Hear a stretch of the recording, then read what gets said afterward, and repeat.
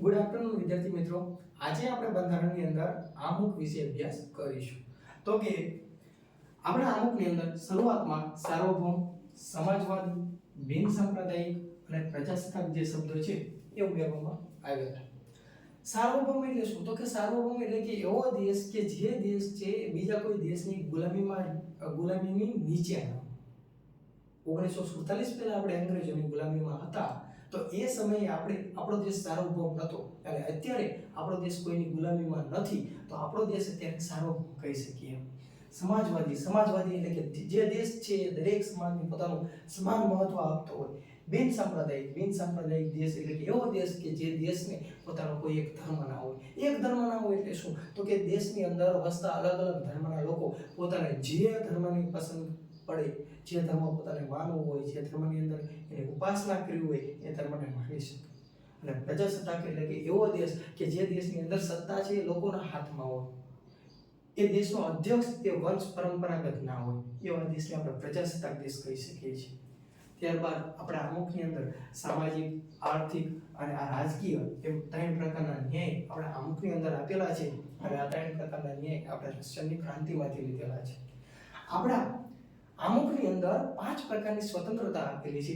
એમાં પહેલી છે વિચારની સ્વતંત્રતા, અભિવ્યક્તિ, વિશ્વાસ, ધર્મ અને ઉપાસનાની સ્વતંત્રતા.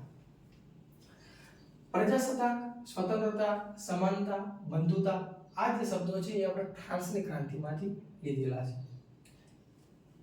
આમુખ છે એ અમેરિકાના બંધારણમાંથી, જ્યારે આમુખની ભાષા છે એ આપણે ઓસ્ટ્રેલિયાના બંધારણમાંથી સ્વીકારી છે.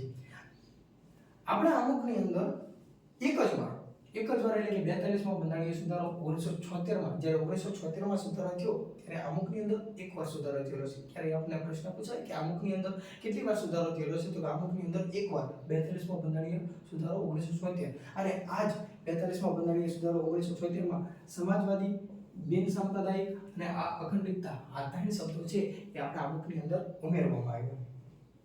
13 ડિસેમ્બર 1946ના દિવસે એક ઉદ્દેશ્ય પ્રસ્તાવ એ જવાહરલાલ નહેરુ રજૂ કરે છે. અને એ ઉદ્દેશ્ય પ્રસ્તાવ છે એનો પ્રારૂપ તૈયાર કરનાર BR રાવ હતા. અને આ જે ઉદ્દેશ્ય પ્રસ્તાવ છે એ આગળ જતા આમુખ બને છે. 22 જાન્યુઆરી 1947ના દિવસે આ જે ઉદ્દેશ્ય પ્રસ્તાવ છે એને મંજૂરી મળી હતી. અને આગળ જતા એ ઉદ્દેશ્ય પ્રસ્તાવ એ આમુખ બને છે.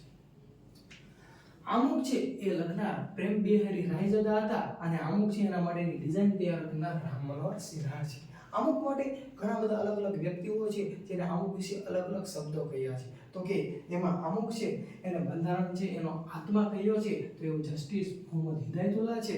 ત્યારબાદ અમુક છે એને પાલખીવાલા છે તેને અમુકને બંધારણનો પરિપત્ર કહ્યું છે. અને કનૈયાલાલ મુનશી છે એને અમુકને જન્મ કુંડળી સાથે સરખાવી છે.